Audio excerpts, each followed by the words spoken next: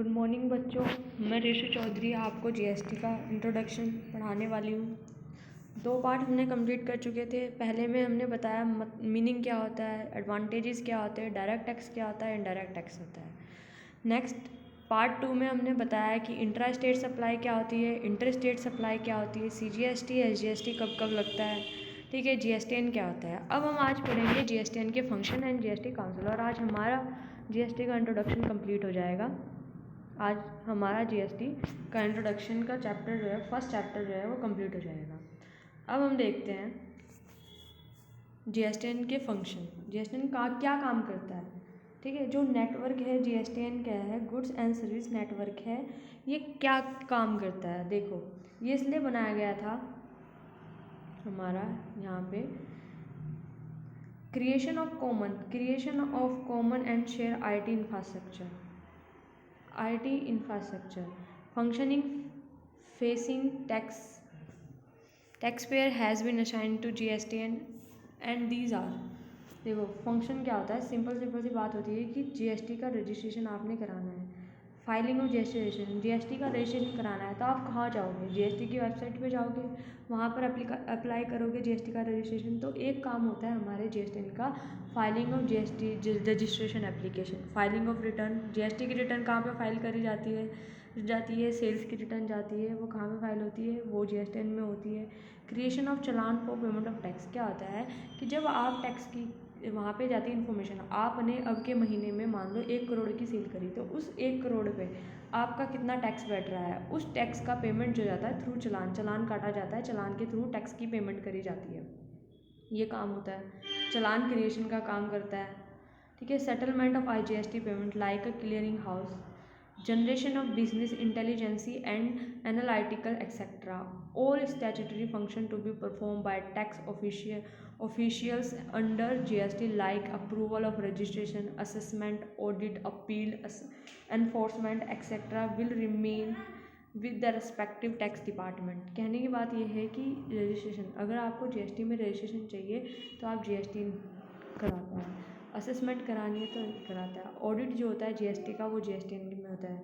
Appeal, मान लो कुछ चीज़ें हमने कहा कि हमें अगेन अपील करनी है, ठीक है, अपील करनी है तो वो अपील भी इसके अंदर जाएगी, एनफोर्समेंट इसके अंदर जाएगा, will remain respective tax department, ठीक है, जीएसटीएन के पास ही जाता है। रिटर्न भी जीएसटी की, रजिस्ट्रेशन भी जीएसटी का, पेमेंट चालान का क्रिएशन भी यही करता है, ठीक है, सेटलमेंट ऑफ जीएसटी यही करता है, ठीक है, generation of business intelligences and analytical भी यही करता है, ठीक है।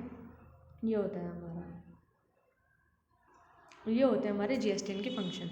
जीएसटीएन क्या काम करता है, हम रिटर्न फाइल करते हैं, हमारी इन्फॉर्मेशन रखता है, उस इन्फॉर्मेशन के हिसाब से हम देखते हैं कि पेमेंट सही करी है कि नहीं करती है, हम नहीं, जीएसटीएन देखता है। जीएसटीएन के यही फंक्शंस होते हैं, ठीक है। अब हम पढ़ेंगे जीएसटीएन काउंसिल। जीएसटीएन काउंसिल क्या होता है, अब देखो जीएसटीएन काउंसिल क्या होता है। जीएसटी काउंसिल क्या होता है, as per article number 279 of the Constitution of India, the President of India is empowered to constitute Goods and Service Tax Council. The President of India constituted the GST Council on 5th September 2016। पहले तो देखो यहाँ से MCQ बन सकता है, GST council कब बनाई गई थी, 15 सितंबर में 2016 में बनाई गई थी। आर्टिकल नंबर कौन से आर्टिकल में आई थी, 279 के अंदर, 279 ए के अंदर आया था हमारा जीएसटीएन काउंसिल, और डेट जो थी वो थी 15 सितंबर 2016। यहाँ पे एमसीक्यू बन सकता है आपका, ठीक है। आगे जीएसटीएन काउंसिल क्यों बनाई गई थी, मैं आपको बता देती हूँ क्या होता है। ये होता है, जब हमारा जीएसटी आया था तो जीएसटी में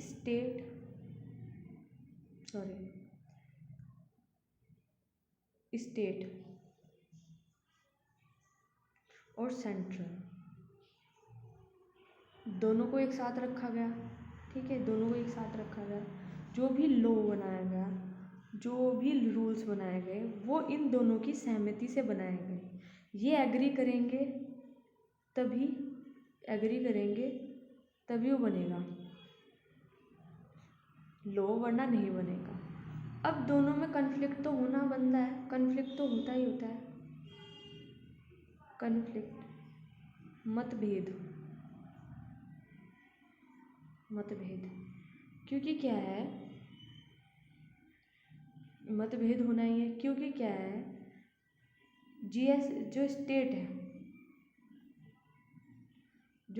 है वो अपना बेनिफिट देखेगा, ठीक है, और जो हमारा सेंट्रल गवर्नमेंट है वो अपना बेनिफिट देखेगी, ठीक है।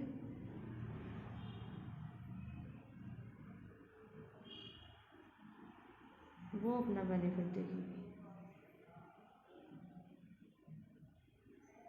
ठीक है। तो जीएसटी काउंसिल बनाया गया था हमारा, जीएसटी काउंसिल बनाया गया था, जीएसटी काउंसिल बनाया गया था। ये हमारा इसलिए बनाया गया था, इसके अंदर दोनों होते हैं, स्टेट के मेंबर भी होते हैं और सेंट्रल गवर्नमेंट के मेंबर भी होते हैं, ठीक है। ये एक कमेटी होती है, एक कमेटी टाइप होता है जिसमें स्टेट के भी होते हैं और सेंट्रल गवर्नमेंट दोनों के मेंबर होते हैं।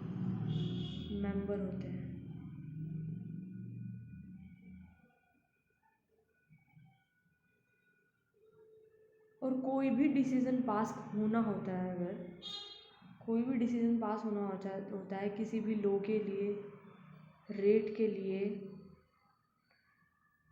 या एक्सेट्रा किसी भी चीज़ के लिए, कोई भी डिसीजन पास करना होता है तो इन दोनों की सहमति चाहिए होती है।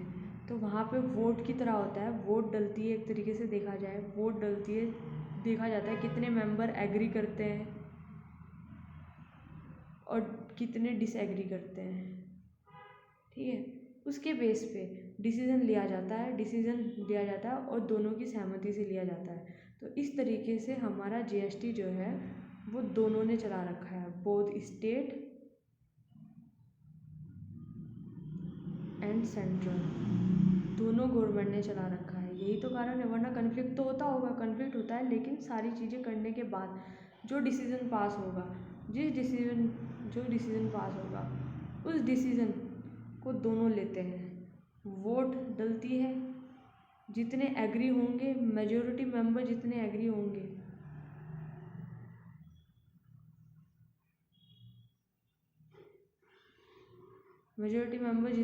होंगे उनके बेसिस पे डिसीजन लिया जाता है।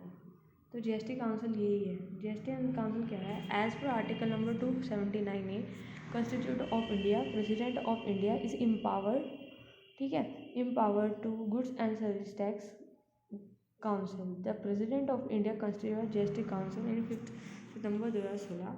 GST council shall consist of finance minister as a chairman. जो हमारा यूनियन फाइनेंस मिनिस्टर होता है, ठीक है, यूनियन फाइनेंस मिनिस्टर यानी कि सेंटर का जो फाइनेंस मिनिस्टर होता है वो इसका चेयरमैन होता है, इस काउंसिल का चेयरमैन होता है। यूनियन मिनिस्टर ऑफ स्टेट, और जो स्टेट के होते हैं in charge of finance as a member, and state minister और state in charge of the finance as a member. जो स्टेट के फाइनेंस मिनिस्टर होते हैं वो उसके मेंबर होते हैं। स्टेट मिनिस्टर, फाइनेंस मिनिस्टर और स्टेट रेवेन्यू मिनिस्टर और any other minister nominated by each state as a member of the council. The GST council shall select one of them vice chairman of council, ठीक है। देखो, guidance principle of GST Council. The mechanism GST Council would ensure harmonization on a different aspect of GST between the center and state as well as among states. तो वही है, हम हारमोनाइजेशन होना चाहिए, एक समान होना चाहिए, जो भी डिफरेंस एस्पेक्ट आते हैं उनसे रिलेटेड, जितने भी डिफरेंस एस्पेक्ट आते हैं उनसे related of GST between the center and state as well as among state. It has been provided in the Constitution 101 First Amendment Act 2016 that the GST Council is in its discharge of various functions shall be guided by the need for a harmonization structure. हमें ऐसा structure चाहिए था जो harmonise structure हो of GST, and for the development of a harmonized national market for the goods and services, harmonized national market of the goods and services। अब देखो GST council के function क्या होते हैं, ठीक है। जीएसटी काउंसिल से make recommendation to central government and state government on rate, exemption, threshold limit, dispute resolution, GST legislation include rules and notification. अगर कोई टैक्स का रेट चेंज करना है या टैक्स का कोई न्यू रेट काटना है तो उसमें सेंट्रल गवर्नमेंट और स्टेट गवर्नमेंट दोनों होती है और उनकी रिकमेंडेशन पर ये चेंजेस करे जाते हैं। तो GST council is to be make recommendation, देती है, रिकमेंडेशन करती है सेंट्रल को और स्टेट को कि हमें अब इतना रेट करना चाहिए, ठीक है, या इतनी एग्जेम्पशन करनी चाहिए, ठीक है। रेट के ऊपर रेट क्या होना चाहिए, एग्जेम्पशन का मतलब होता है किन किन चीज़ों को जीएसटी नहीं लगना चाहिए। थ्रेशोल्ड लिमिट कहती है कि 10 लाख से ऊपर या 20 लाख से ऊपर आपको रजिस्ट्रेशन कराना ज़रूरी होता है, तो उस लिमिट को आपको अगर चेंज करना है तो कैसे करना है, ठीक है, उस पर रिकमेंडेशन लेना। डिस्प्यूट हो गया, उसको रिजोल्यूशन, उसका सोल्यूशन करने का रिकमेंडेशन लेना। GST legislation include rule and notification, अगर जारी करनी है तो स्टेट एंड सेंटर दोनों से रिकमेंडेशन, दोनों को रिकमेंड करता है हमारा जीएसटी काउंसिल। तो जीएसटी काउंसिल हमारा आया था 279A आर्टिकल में, और जो हमारा हुआ था 15 सितंबर 2016 को बनाया गया था। जीएसटी काउंसिल के अंदर दोनों स्टेट, जीएसटी काउंसिल के अंदर स्टेट और सेंटर दोनों के मेंबर होते हैं। स्टेट प्लस सेंट्रल दोनों के मेंबर होते हैं, ठीक है, मेंबर होते हैं, और वो डिसीज़न जो लेते हैं जिस पर दोनों सहमत होते हैं वो डिसीज़न पास किया जाता है, ठीक है बच्चों। ये लास्ट टॉपिक था हमारा, ठीक है, लास्ट टॉपिक था। हमने क्या क्या पढ़ा देखो, ठीक है। अब हमने क्या पढ़ा, हमने पढ़ा इंट्रोडक्शन, जिसमें हमने मीनिंग देखा, मीनिंग क्या होता है। सेकंड हमने पढ़ा एडवांटेजेस क्या होते हैं, जीएसटी के एडवांटेज क्या होते हैं। Inter state and intra state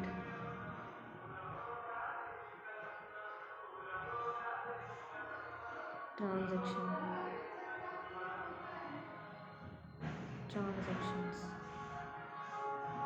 ठीक है। 4 हमने पढ़ा जीएसटी क्या होता है, goods and service tax network क्या होता है, जीएसटी काउंसिल क्या होता है, ठीक है, और ड्यूअल रिस्पेक्ट मॉडल होता है,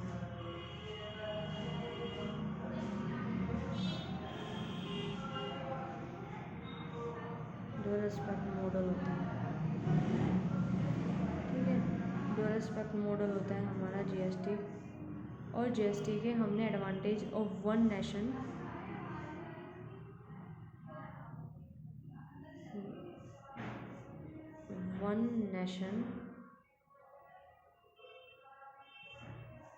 वन टैक्स, ठीक है। हमने पढ़ा यूनियन टेरिटरी क्या होता है, यूनियन टेरिटरी क्या होता है, ठीक है, यूनियन टेरिटरी क्या होता है।